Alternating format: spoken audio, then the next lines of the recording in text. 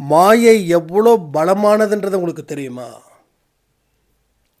பாவம் செய்தவர்கள் சாயப்பாவை வணங்குறதால எந்த பிரயோஜனமும் இல்லை. எந்த உறவுகளை ஏமாத்திக்கிட்டு வாழ்ந்தாலும் சாயப்பாவை வணங்குறவங்களுக்கு பின்னாட்களில் வறுமையே அதிகரிக்கும்.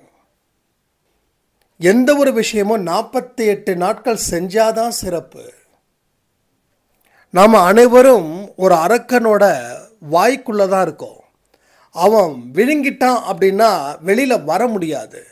அவனோட வாயில் இருந்து வெளியில் வரணும்னா என்ன செய்யணும் அப்படின்றதையும் இந்த பதிவில் சொல்லியிருக்கோம். சில பேருக்கு ஆன்மா பற்றி என்னன்னு தெரியல. ஆன்மாவுக்கு பொட்டு வச்சு பூ வச்சு பூஜை பண்ணிடுவாங்க போல். அது கிடையாது. ஆன்மா ஏன் வீணாக கிடக்குது, ஏன் பழுதடைஞ்சு கிடக்குது, ஏன் அந்த ஆன்மா புனிதத்தன்மையை எட்டலை? அந்த புனிதத்தன்மையை அந்த ஆன்மா எட்டி இருந்தால் உங்கள் வாழ்க்கையில் இன்றைக்கி எந்த கஷ்டமும் எந்த பிரச்சனையும் வந்திருக்காது. அது ஏன் அந்த ஆன்மா கெட்டு போச்சுன்றதை பற்றியும் இதில் நம்ம தெளிவாக சொல்லியிருக்கோம். அரக்கன் எப்போ வேணாலும் உங்களை விடுங்கலாம். இந்த பதிவை கேளுங்க. இந்த பதிவை எல்லாராலையும் கேட்க முடியாது. இதை நான் மற்ற இடத்துல சொல்கிற மாதிரி இங்கேயே சொல்கிறேன்னா எல்லாத்துக்கும் உண்மை அதுதான். ஆனால் இந்த பதிவை கேட்குறவங்களுக்கு பெரிய தெளிவு நிச்சயமாக ஏற்படும். முழுசாக கேளுங்க. ஓம் சாயிரா சாயிரா, ஓம் சாயிரா சாயிரா, ஓம் சாயிரா சாயிரா, அன்பே சாயிரா, பேரன்பே சாயிரா, அகிலம் தளிக்க ஆத்மா விழிக்க அனுதினம் சாயிரா, எங்கள் அன்பே சாயிரா.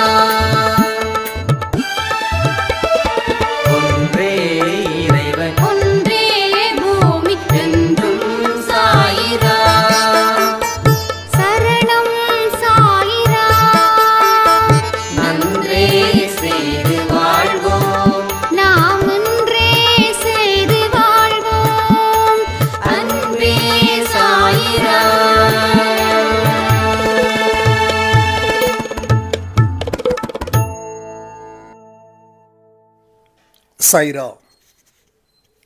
என் உயிரின் உயிரானவர்களே, இன்னைக்கு 48வது நாளில் 3வது நாள். சாயப்பாவோட ஆசீர்வாதத்தால் இங்கே எல்லாமே ரொம்ப சிறப்பாக நடந்துக்கிட்டு இருக்குது.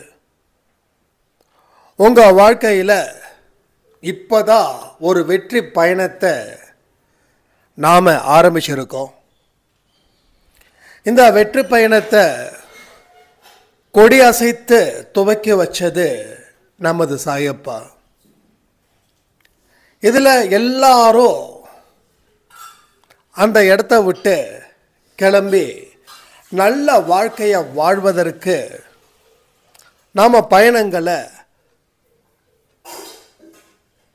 மனரீதியாக நாம் தொடர்ந்துருக்கோம்.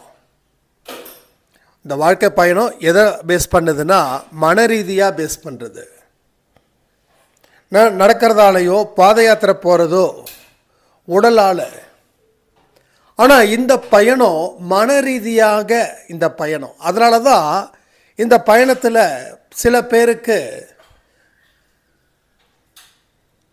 தொடர்ந்து ஈடுபட முடியாமல் கஷ்டப்படுறாங்க. ஸோ மாயை அப்படின்ற ஒரு விஷயம் இருக்குது, அது ரொம்ப பொல்லாதது. வழக்கம் போல் நான் 5 மணிக்கு எழுந்திருக்கிறவ இன்றைக்கி நான் காலையில் 7 மணிக்கு எழுந்திரிச்சேன். இது எனக்கே ரொம்ப கஷ்டமாக இருக்குது. அதுக்கு தகுந்த மாதிரி என்னோட எல்லா விஷயத்தையும் நான் மாற்றிக்கிட்டேன். இது எதுக்கு நான் சொல்கிறேன்னா, மாயை யாரையுமே சும்மா விடாது. நம்ம சாயப்பாவே சச்சரித்திரத்தில் ரொம்ப தெளிவாக சொல்லியிருக்காங்க மாயை பற்றி. அப்போ தான் அந்த மாயையோட பவர் எப்படிப்பட்டது அப்படின்றத நமக்கு தெரியுது. ஏன்னா மாயை அப்படின்றது சாத்தானால் படைக்கப்படலை. ஸோ சாத்தானம் வேறு யாராலையும் படைக்கப்படலை, எல்லாமே கடவுளால் படைக்கப்பட்டது தான். உலகத்தில் எல்லாரும் நல்லவங்களாக இருந்துக்கிட்டாங்கன்னா அப்போ கெட்டவங்களே இருக்க முடியாது. எல்லாரும் கெட்டவங்களாக இருந்துட்டாங்கன்னா நல்லவங்க இருக்க முடியாது. ஸோ வாழ்க்கைன்றது ஒரு கடும் பயிற்சி கூட. அந்த பயிற்சியை யார் ரொம்ப சிறப்பாக கஷ்டப்பட்டு முழு ஈடுபாட்டோடு செய்கிறாங்களோ அவங்க தான் வாழ்க்கையில் வெற்றி பெறுகிறார்கள். அதனால் மாயையோடைய டிஸ்டர்பன்ஸ் கண்டிப்பாக உங்களுக்கு இருக்கும். ஏன்னா நீங்கள் இது ஐயோ நம்ம இப்படி பண்ணிட்டோமே, நீங்கள் காலையில் நான் எந்திரிக்காமல் போயிட்டேனே என்ற ஃபீலை விட எனக்கு ஒரு என்ன ஃபீலை கற்றுக் கொடுத்துச்சுன்னா, மாயை சாதாரணமாக எடை போடாத, தெரிஞ்சே எவ்வளோ தவறுகள் நடக்குதுன்னா தெரியாமல் எத்தனை விஷயங்கள் உன் வாழ்க்கையில் நடக்குது. ஸோ மாயையை பார்த்து கொஞ்சம் சிந்திச்சுக்கோ. அது எந்த நேரத்துலையும் நம்மளை கவ்விடும். அதனோட வயிற்றுக்குள்ளே நம்ம இருக்கோமா, இல்லை வாய்க்குள்ளே இருக்கோமா, இல்லை வாயை விட்டு வெளியில் ஒரு 2 அடி 3 அடி தள்ளி நிற்கிறோமா? அப்போ 2 அடி 3 அடி தள்ளி நின்னாவே அதனோட வாய்க்குள்ளே போயிட்டு வாய்க்குள்ளே இருந்து அதனோட வயிற்றுக்குள்ளே நம்ம போயிடுவோம். வயிற்றுக்குள்ளே போயிட்டா வெளியில் வர்றது ரொம்ப கஷ்டம். ஆனால் எல்லாரும் வாய்க்குள்ளே தான் இருக்கும். இன்னும் அந்த மாயை நம்மளை போட்டு முழுங்கலை. ஸோ முழுங்கலைன்றதுக்காக நாம் இப்போ சேஃப். ஏன்னா எந்த நேரத்தில் வேணாலும் ஒரு சந்தர்ப்பம் வரும் அதோட வாயில் இருந்து வெளியில் வருவதற்கு. அந்த சந்தர்ப்பந்தான் இங்கே அன்பேசாய் குடும்பத்தில் இருக்கிற அத்தனை பேருக்கும். இங்கே யாரும் தப்பாக நினச்சிக்க கூடாது, நான் மாயையோட வயிற்றுக்குள்ளே போயிட்டேன், நான் வெளியில் வராமல் போயிடுவேணும் அப்படின்னு. ஏன்னா உங்களுக்கு இப்போ எங்கே இருக்கீங்கன்ற ஒரு விஷயமும் மாயைன்ற விஷயமும் உங்களுக்கு தெரிஞ்சதால தான் நீங்கள் எந்த இடத்துல இருக்கீங்கன்னா மாயையோடைய வாய்க்குள்ளே இருக்கீங்க, இன்னும் வயிற்று பகுதிக்கு போகலை. நாம் இப்போ ஒரு இட்லியோ தோசையோ பூரியோ சாப்பிட்றோம். சாப்பிடும்போது என்ன பண்ணுறோம், தட்டில் அந்த சாப்பாடு இருக்குது, இன்னும் சாப்பிட ஆரம்பிக்கலை. அதை புட்டு சாப்பிட்றோம், புட்டோ பிட்டோ சரி தெரியல, அதை புட்டு அதை பிச்சு சாப்பிட்றோம், புட்டு கூட இல்லை, அதை பிச்சு சாப்பிட்றோம். சாப்பிடும்போது வாயில் மெல்றோம். இப்போது இது நான் வெளியிலையும் துப்பலாம், இல்லை உள்ளேயும் முழுங்கலாம். இப்போ நாம் எந்த இடத்துல இருக்கோன்னா இன்னமும் மாயை நம்மளை வாய்க்குள்ளே தான் வச்சுருக்குது, இன்னமும் வயிற்றுக்குள்ளே கொண்டு போகலை. அப்போ யாரை வயிற்றுக்குள்ளே கொண்டு போயிருக்குது இதெல்லாம் புரிஞ்சுக்கணும். யாரை வயிற்றுக்குள்ளே கொண்டு போய் இருக்குது அப்படின்னா, யார் ஆன்மீகத்தை பற்றியும் கடவுளை பற்றியும் பாவ புண்ணியத்தை பற்றியும் உண்மையான தன்மையில் புரிஞ்சிக்காமல் இருக்காங்களோ அவங்க வயிற்றுக்குள்ளே இருக்காங்க. ஏன்னா ஆன்மீகன்றது தப்பாக புரிஞ்சுக்கிறாங்க, சாமின்றது தப்பாக புரிஞ்சுக்கிறாங்க, பாவ புண்ணியம் அப்படின்றதும் தப்பாகவே புரிஞ்சுக்கிறாங்க. அப்போ உண்மையாக புரிஞ்சிக்காம உண்மையை பொய்யா புரிஞ்சுக்கிட்டு அதுதான் சாமி, அதுதான் கடவுள், அதுதான் தர்மம் அப்படின்னு சொல்கிறவங்க தான் அந்த மாயையோட வயிற்றுக்குள்ளே இருக்காங்க. ஆனால் இதெல்லாம் நான் சரியாக புரிஞ்சுக்கிட்டேன் அப்படின்னா நீங்கள் மாயையோட வாய்க்குள்ளே தான் இருக்கீங்க. அது இன்னும் விழுங்கலை, அது இன்னும் உங்களை விழுங்கலை. ஸோ வாய்ப்புகள் நிறைய இருக்குது அதை விட்டு வெளில வர. ஸோ மாயையை பற்றி இந்த ஒரு விஷயத்தை மட்டும் நீங்கள் என்றைக்கும் எப்பயும் புரிஞ்சுக்கோங்க. எப்பெல்லாம் சாப்பிட்றீங்களோ அப்போல்லாம் உங்கள் வாய்க்குள்ளே இருக்கக்கூடிய அந்த உணவு தான் நீங்கள். அதை முழுங்கிட்டா அதுக்குள்ளே போயிட்டோம். இனி அங்கே இருந்து வரணுன்னா கொஞ்சமாக முயற்சிகள் பண்ணி நம்ம வரணும். அதுவாக விட்டால் வரும். அப்போது அந்த மாயை உங்களை விடணும் அப்படின்னா நீங்கள் கடவுளோட பாதத்தை இறுக்கமாக பிடிக்கணும், உங்கள் பாவங்கள் குறையணும். அப்போ தான் உங்கள் மாயை உங்களை விட்டு விடும். இல்லைன்னா மாயைக்குள்ளேயே இருப்பீங்க. ஸோ பாவங்கள் புதுசாக யாரும் செய்யாமல் இருக்கிறவங்களுக்கு மாயைகள் கொஞ்சம் விலகி நிற்கும். ஆனால் பாவங்கள் மறுபடியும் செய்கிறவங்களுக்கு மாயை தோள் மேலே கை போட்டு ஒரு ஆபத்தான இடத்துக்கு உங்களை அழைச்சிட்டு போய் அங்கே பலவிதமான சித்திரவதைகளை அனுபவிக்க கற்றுக் கொடுத்துடும். இதுதான் மாயை. அப்போது அன்பே சாய் ஆடியோவை தினமும் கேட்குறவங்களுக்கு மட்டும்தான் எல்லா விஷயமும் புரிதல் வரும். நம்ம லைவில் கூட நம்ம அன்பே சாயை பற்றி 48 நாட்களை நம்ம ரொம்ப தெளிவாக சொல்லியிருந்தோம். அப்போ கிட்டத்தட்ட 7-8 பேர் பக்கமாக சந்தேகங்கள். அது என்ன 48 நாள் விரதம் அப்படின்னு ஒருத்தவங்க கேட்டாங்க. இன்னொருத்தவங்க இந்த 48 நாள் எதுக்காக அப்படின்னு கேட்குறாங்க. அப்போ எல்லா விஷயத்தையும் நம்ம ஆடியோவில் சொல்லியிருக்கோம்.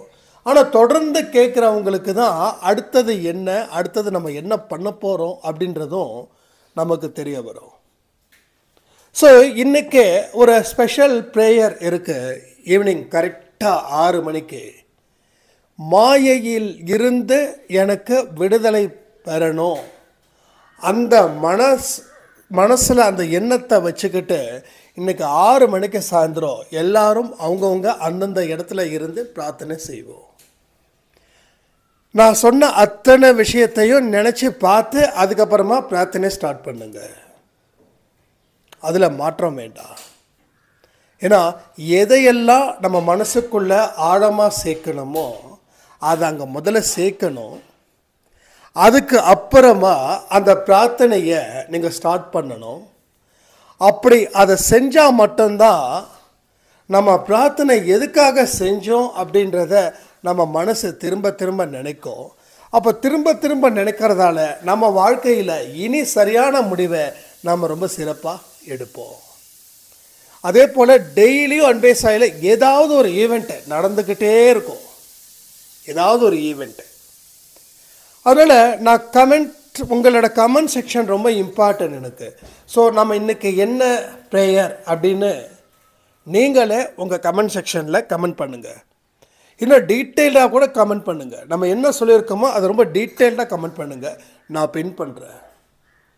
ஏன்னா நிறைய பேருக்கு ஆடியோ கேட்க முடியல அப்படின்னாலும் கமெண்ட் மூலமாக நீங்கள் நான் சொல்லக்கூடியதை நீங்கள் கமெண்ட் மூலமாக சொல்லும்போது அவங்களுக்கு இன்னும் கொஞ்சம் ஈஸியாக இருக்கும் இல்லையா? ஸோ எனக்கு ஆடியோவை கேட்கணுன்றதை தாண்டி இந்த ஆடியோவில் என்ன சொல்லியிருக்கிறோம் அதை நீங்கள் செய்யணுன்றது தான் எனக்கு விருப்பமே. எனக்கு இந்த வியூஸு அது இதை பற்றி எனக்கு நம்பிக்கையும் இல்லை, அதை நான் எதிர்பார்க்கவும் இல்லை. ஆனால் அன்பே சாய் குடும்பத்தில் இருக்கிற அத்தனை பேரும் இதை செய்யணுன்றது மட்டும்தான் என்னுடைய விருப்பம். நம்ம ஒரு கோயில் கட்டாமல் ஒரு ட்ரஸ்ட்டு பண்ணாமலே நம்ம நல்லது செய்ய ஆரம்பிச்சிட்டோம்.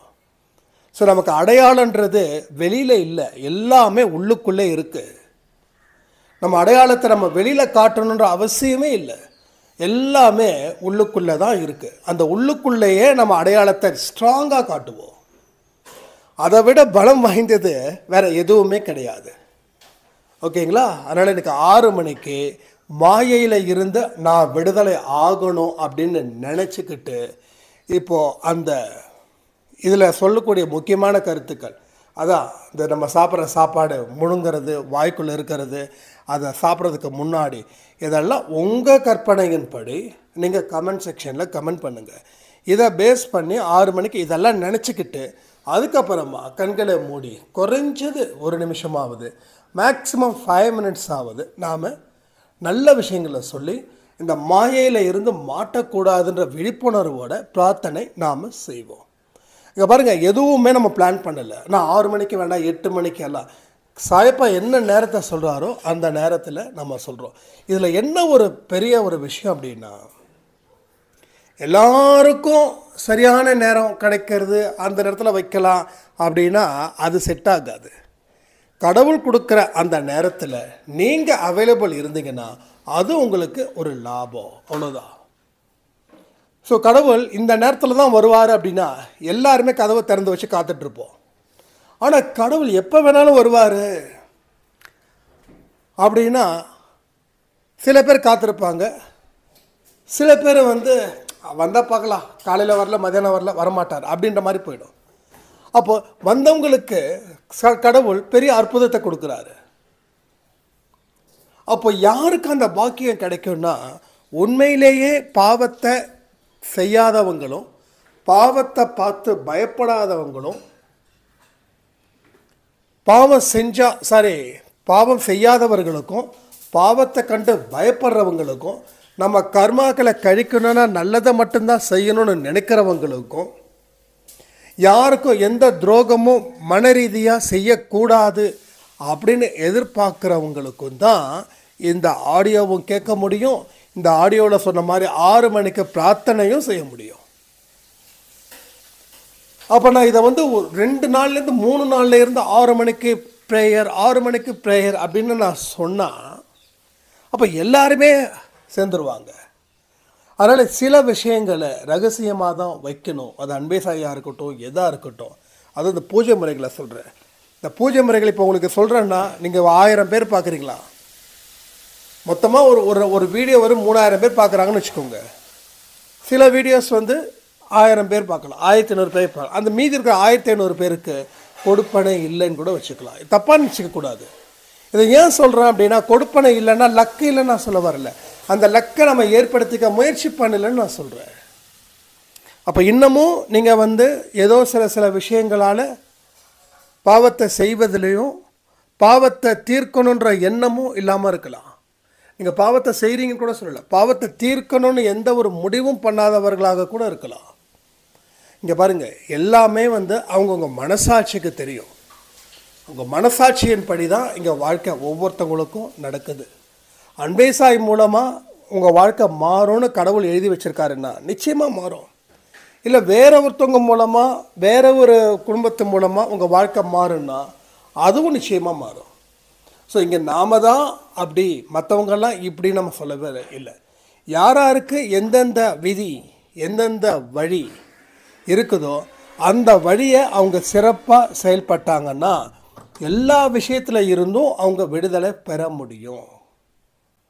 அதனால தான் நம்ம டைட்டில் கூட வைக்கிறோம், இதை பார்க்குறவங்க இதை பார்க்காதவங்க அப்படின்னு. அப்போ என்ன அர்த்தம் அப்படின்னா, எல்லாருக்குமே நோட்டிஃபிகேஷன் போகுது, ஆனால் எல்லாராலும் பார்க்க முடியல. அப்போ ஏன் சிலரால் பார்க்க முடியுது? அப்போ சிலரால் பார்க்குறதால அந்த அன்னைக்கு ஒரு தெளிவு கிடைக்குது, ஆனால் பார்க்காம இருக்கிறவங்களுக்கு தெளிவு கிடைக்கல. அப்போ தெளிவு கிடைச்சவன் வாழ்க்கையில் உயருறான், தெளிவு கிடைக்காதவன் வாழ்க்கையில் மறுபடியும் அந்த சிக்கலில் மாட்டிக்கிறான். இதுதானே எண்டு. ஸோ அந்த எண்டு கார்டுக்கு தான் நான் இவ்வளோ தூரம் சொல்லிகிட்டு இருக்கேன். ஸோ வாழ்க்கையில் பலவிதமான திருப்பங்கள் உங்களுக்கு வரும், வந்தே தீரும். அதற்கு உரிய வழிமுறைகளை நாம் செய்யணும். நாம் அப்படிப்பட்ட விஷயத்தை செஞ்சால் மட்டும்தான் வாழ்க்கையில் நம்ம வாழ முடியும், வெல்ல முடியும். இதை தாண்டின சக்தி வேறு எங்கேயுமே இல்லை. இதை நீங்கள் எந்த அளவுக்கு புரிஞ்சுக்கிறீங்களோ அந்த அளவுக்கு உங்கள் வாழ்க்கை முறை இன்னமும் செமையாக சிறப்பாக இருக்கத்தான் போகுது. இதை எத்தனை பேருக்கு என்னென்ன சந்தேகங்கள் இருக்குதோ அத்தனை பேரும் நீங்கள் தயவு செய்து கேளுங்க. நான் ஒரே விஷயம் சொல்லுவேன், அன்பே சாய் மூலமாக உங்கள் வாழ்க்கையில் மாற்றத்தை ஏற்படுத்த சாயப்பா ஏகப்பட்ட விஷயத்தை செஞ்சுக்கிட்டே இருக்கார். அப்போ நீங்கள் விழிப்புணர்வோடு இருந்து எல்லா பதிவுகளையும் கேட்டால் மட்டும்தான் உங்களால் அடுத்தடுத்த கட்டத்துக்கு போக முடியும். இல்லைன்னா இதை விட பெட்டர் எங்கேயாவது இருந்துச்சுன்னா அங்கே உங்களை இணைச்சிக்கோங்க. ஓகேவா? நான் அன்பே சாயில் தான் உங்களை இணைச்சிக்கணும்னு நான் சொல்ல மாட்டேன். அதை சொன்னேன்னா சாயப்பாவே என்னை தண்டிச்சிடுவார். இதை விட பெட்டர் கண்டிப்பாக இருக்கும், 100% இருக்கும். ஓகேவா? இதை விட பெட்டர் இருக்கும். அதாவது அடுத்த ஸ்டேஜுக்கு மேலே தான் போகணுமே தவிர அடுத்த ஸ்டேஜுக்கு கீழே போகக்கூடாது. அன்பே சாயிலேருந்து அடுத்த ஸ்டேஜ் என்னவோ அதுக்கு நீங்கள் முயற்சி பண்ணுங்கள், தப்பு கிடையாது. நானே சொல்கிறேன், தப்பு கிடையாது. ஆனால் கீழே மட்டும் இறங்கிடக்கூடாது. ஏன்னா நம்மளோட அப்டேஷன் வந்து அடுத்தடுத்தது போய்கிட்டே இருக்கணும். அது உங்களுக்கு அன்பே சாயிலே கிடைக்குதுன்னா ரொம்ப சந்தோஷம். ஏன்னா நம்ம குடும்பத்தில் எல்லாமே கிடைக்குது. ஒரு சாரம் சொன்னாங்க, நம்ம அன்பே சாய் குடும்பத்தில் எல்லாமே கிடைக்குது, A to Z சகலகலா வல்லவன் தான் நம்மளோட அன்பே சாய் ஃபேமிலி அப்படின்னு. ஆர்டிக்கல் கிடைக்குது, பிரார்த்தனைக்கு உண்டானது கிடைக்குது, கேள்வி பதிலுக்கு உண்டானது கிடைக்குது, வெற்றிநேச்சன் சயின்ஸ் அதையும் கிடைக்குது. ஸோ எல்லாமே பர்ஃபெக்டாக இருக்குது அப்படின்னு ரொம்ப ரொம்ப சந்தோஷம். ஏன்னா கடவுளுடைய ஆசீர்வாதம் இல்லாமல் எந்த ஒரு தூசி துரும்ப கூட நம்ம எடுத்து போட முடியாது. ஏன்னா அந்த நிலைமை தான் இன்றைக்கி நம்ம வாழ்ந்துக்கிட்டு இருக்கோம். யார்? கடவுளுடைய குழந்தைகளுக்கு மட்டும்தான் இது பொருந்தும். ஒரு தூசி திரும்ப கூட எடுத்து போகணுன்னா அவருடைய ஆசீர்வாதத்தின்படி தான் நடக்குது. ஓகேங்களா?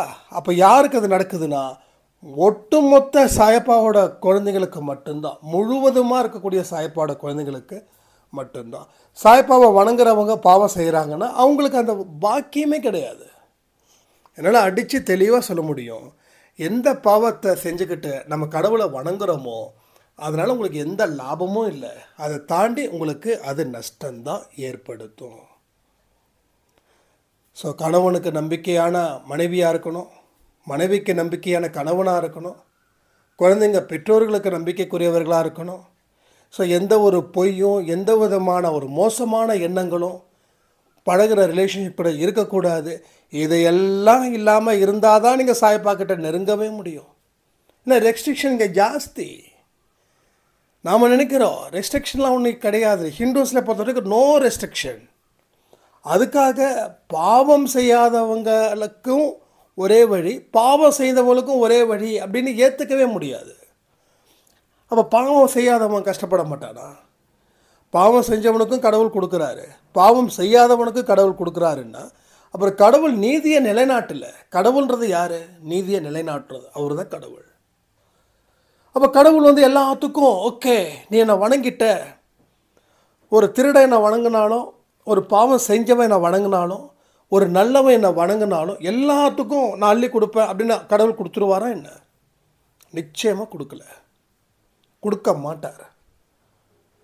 ஸோ கெட்டவங்களுக்கு நிறைய கொடுக்குற மாதிரி தான் இருக்கும். ஏதோ நம்ம தலைவர் வந்து ஒரு படத்தில் சொன்ன மாதிரி கெட்டவங்களுக்கு நிறைய கொடுப்பாரு. ஐ திங்க் பாஷா நிறைய கொடுப்பார். இது உண்மை, கெட்டவங்களுக்கு நிறைய கொடுத்துருவார், ஆனால் கை விட்டுருவார். இது நான் என் லைஃப்பில் பார்த்தது தான். நல்லவனுக்கு நிறைய கஷ்டத்தை கொடுப்பாரு, ஆனால் எங்கேயுமே கைவிட மாட்டார். அப்போ நான் என்னை நல்லவன்னு சொல்கிறதுக்காக நான் சொல்லலை, நான் வாழ்க்கையில் படு கஷ்டப்படும் போது என்னை அவர் கை விடலை. அவர் கை விட்டுருந்தாருன்னா நான் நேரம் உட்காந்து நின்று இருக்க மாட்டேன் உங்கள் முன்னாடி. ஸோ என்னை கை விடலை, ஆனால் கஷ்டத்தை நிறைய அனுபவித்தேன். எல்லா சைடில் இருந்தும் முகம் சொல்லிக்கிற அளவுக்கு என் வாழ்க்கை போச்சு. ஏன்னா எல்லாருக்கிட்டையும் காசை கேட்டு அந்த ஒன்று தான், மற்றபடி வேறு எந்த விதமான மோசமானதும் கிடையாது. என்னை பற்றி ஒரு பிளாக் மார்க் இருக்குதுன்னா இவன் ஏகப்பட்ட கடன் வாங்கினான் ஆனால் கொடுக்காம விட்டான், அதுதான். ஆனால் இப்போ அந்த பிரச்சனை இல்லை. இதை நாம் ரொம்ப தெளிவாக சாயப்பா மற்றவங்களுக்கு புரிய வச்சுட்டாரு. அப்போ எந்த அளவுக்கு கஷ்டத்தை கொடுத்துருப்பார் பாருங்கள். எந்த சொந்தத்துக்கிட்ட இப்போ ஒரு சொந்தம் வந்து எங்கிட்ட பேசுகிறாங்க அப்படின்னா அவங்கக்கிட்ட அடுத்த 2 நாளில் வந்து ஏதாவது கொஞ்சம் கேஷ் ஒரு 10,000 ரூபா கொடுக்குறீங்களா, 1 வீக்கில் நான் திருப்பி தரேன், செக்கு பவுன்ஸ் ஆகிடுச்சு. அப்போ பாருங்கள், கேட்கக்கூடாத இடத்துல கேட்குற அளவுக்கு என்னோடய ஃபினான்ஷியல் ஸ்டேட்டஸ் அவ்வளோ வீக்காக இருந்தது. நான் கொடுக்கலன்னா என் மானம் தெருவில் வந்து நிற்கும். ஆனால் ஆல்ரெடி தெருவில் வந்துருச்சு. அப்போது ஒரு தடவை மானத்தை வாங்கிட்டாங்க ஓகே, ஆனால் அடுத்தது இதை விட மோசமாக வாங்கிட்டாங்கன்னா என்ன பண்ண முடியும்? அதனால தான் என்னோடய வயசில் சின்னவங்களோ பெரியவங்களோ எல்லாருடைய காலில் விழாத குறையாக தான் நான் கேட்டது காசு. அப்போது எந்த அளவுக்கு எனக்கு சோதிப்பு இருந்திருக்குது பாருங்கள். அந்த சோதனை கூட எதனால் உருவாக்கப்பட்டதுன்னா போன ஜென்மத்தில் செஞ்ச பாவம். பல பேருக்கு நான் உதவி செஞ்சுருக்க மாட்டேன், ரொம்ப முரடனாக இருந்திருப்பேன், இல்லை நான் வந்து ஒரு மோசமான வட்டி கடைக்காரனாக இருந்திருப்பேன், கொடுக்கலன்னா அவமானப்படுத்தியிருப்பேன். அப்போ இந்த ஜென்மத்தில் அது நடக்குது, அவ்வளோதான். சோதனைன்றதெல்லாம் ஒன்றுமே கிடையாது. அப்போது இன்றைக்கி அந்த கஷ்டத்தில் தெரிஞ்சுக்கிட்டேன். அப்போது இந்த கஷ்டத்தில் தெரிஞ்சுக்கிட்ட படிப்பு இருக்கே, இது என்னோடய எல்லா ஜென்மத்துக்கும் பயன்படும். ABCDEFGH படிக்கிறோம், 1 2 3 4 படிக்கிறோம். எப்போ படித்தோம்? நம்ம ஸ்கூலில் 1வது படிக்கும்போது படித்தோம். ஆனால் இன்றைக்கி எல்லாருக்கும் வயசு 30 40 50 60. இப்போ கூட ABCD தெளிவாக தெரியுதுன்னா அன்றைக்கி படித்தது. ஸோ படித்தது மறக்கலை. அதே போல் உணர்வுபூர்வமாக வச்சுருக்கக்கூடிய எந்த ஒரு விஷயங்களும் ஆன்மாவுக்குள்ளே இருக்கிற வரைக்கும் மறக்காது. ஏன்னா ஆன்மா தான் ஒரு பெட்டகம், ஆன்மா தான் ஒரு மெமரி கார்டு, ஆன்மா தான் ஒரு ஸ்டோரேஜ். உங்கள் வீட்டில் அரிசி வைக்கிறதுக்கு ஒரு இடத்த நீங்கள் வச்சுருக்கீங்க இல்லையா? அரிசி இருக்கிறதுக்கு வீடு ஃபுல்லாக கொட்டிட முடியாது இல்லை, அந்த பாத்திரத்தில் போடுறது. அந்த பாத்திரத்தில் வந்து அத்தனை அரிசியும் சேமிச்சிருக்குது. அதே போல் தான் ஆன்மா ஒரு பாத்திரம் மாதிரி. அந்த பாத்திரத்தில் அரிசி சேர்த்து வச்சிருக்கிற மாதிரி இருக்கிற நல்லதும் இருக்கிற கெட்டதும் அதில் சேர்த்து வைக்கப்பட்டு உள்ளது. இது எது அதிகமாக இருக்குதோ, எதை நீங்கள் உணர்றீங்களோ அது உங்களை பல ஜென்மத்துக்கு இட்டுட்டு போகும், கூட்டுட்டு போகும். அப்போது நல்லது நல்லதை கூட்டுட்டு போகும், கெட்டது கெட்டதை கூட்டுட்டு போகும். இவ்வளோதான். ஸோ ஆன்மா புனிதமானது. ஆன்மா புனிதமானது தான். ஆனால் அந்த ஆன்மாவுக்கு நல்ல விஷயத்தை செய்யாமல் இருக்கிறதால அது பழுதடைஞ்சு போயிடுச்சு. இப்போ ஒரு பைக் வாங்குறீங்க, நல்ல பளபளன்னு பைக்கு நல்லது தான், ஓகேவா? பைக்கு நல்லது தான். 1.5 லட்சம் 2 லட்சத்துக்கு நல்ல சூப்பராக ஒரு மாடர்னாக லக்ஸுரியான பைக்கு, ஒரு ஸ்போர்ட்ஸ் பைக் மாதிரி எடுக்கிறீங்க. அந்த பைக்கை எடுத்துட்டு நீங்கள் என்ன பண்ணுறீங்க, வீட்டுக்கு வெளியில் நிறுத்தி வச்சுருங்க, உள்ளே நிறுத்தலை. அது வெயிலில், பனியில், மழையில், காற்றுல எல்லா இடத்துலையும் படுது. அந்த வண்டியை நீங்கள் எடுக்கவே இல்லை. நீங்கள் ஊருக்கு போகிறீங்க, கிட்டத்தட்ட 2 வருஷம் ஆகுது நீங்கள் வரும்போது. இப்போ அந்த வண்டி என்ன ஆகிருக்கும்? இன்னமும் பளபளன்னு இருக்குமா? இல்லை வண்டி துரு பிடிச்சி வீலெல்லாம் டயரெல்லாம் வந்து காற்றெல்லாம் இறங்கி பஞ்சராக்கி எதுக்குமே யூஸ் ஆகாமல் இருக்குமா? அப்போ அந்த ஆன்மான்றது கெட்டது கிடையாது. ஸோ பைக்குன்றது நீங்கள் புதுசாக தான் வாங்கினீங்க. ஆனால் நீங்கள் என்ன பண்ணியிருக்கணும் அப்படின்னா, அதை சுத்தப்படுத்தியிருக்கணும், பாதுகாப்பான இடத்துல வச்சுருக்கணும். அடிக்கடி நான் 2 வருஷம் ஆகுது, அதனால் வாரத்தில் ஒரு 2 நாள் வண்டியை ஸ்டார்ட் பண்ணி விடுங்க, இல்லைனா வண்டி யாருக்கிட்ட கொடுத்து மெயின்டைன் பண்ணி வச்சுருக்கணும். நீங்கள் எதுவுமே பண்ணலை. ஸோ நல்ல விஷயங்கள் செய்யலை, அதனால் அது மோசமான விஷயத்தை ஈர்த்துக்குச்சு. அதே போல் தான் ஆன்மாவும்.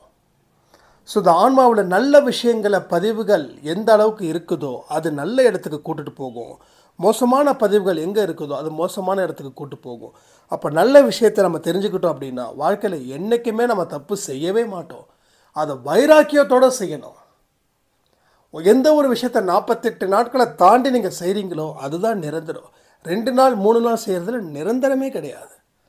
ஸோ அதனால் மாயையை பற்றி நான் தெளிவாக சொல்லியிருக்கேன். இதில் பற்றி உங்களோட கமெண்ட் என்னன்றதை சொல்லுங்கள். ஸோ வீடியோவை கண்டிப்பாக நீங்கள் லைக் பண்ணணுன்றது என்னுடைய அன்பான வேண்டுகோள். ஸோ எல்லா ஆடியோஸையும் கேளுங்க. கமெண்ட் எனக்கு ரொம்ப ரொம்ப முக்கியம். நான் என்ன சொல்லியிருக்கணும் அது கமெண்ட்டில் என்ன சொன்னீங்கன்னா அது எல்லாருக்கும் ரொம்ப ஈஸியாக இருக்கும். ஸோ அதே மாதிரி இந்த 2 நாள் 3 நாளில் சாயப்பா பெரிய அளவில் மிராக்கிள் செஞ்சுக்கிட்டே இருக்காங்க. இதுக்கே ஒரு ஆடியோ கொடுக்கணும் போல் இருக்குது. ஸோ அதுக்கு டைம் இருந்துச்சுன்னா கண்டிப்பாக நம்ம அதை பற்றி பேசணும்னு சொல்லி இந்த ஆடியோவை நான் முடிக்கிறேன். ஜெய் சாய்ராம். ஓம் சாயிராம்.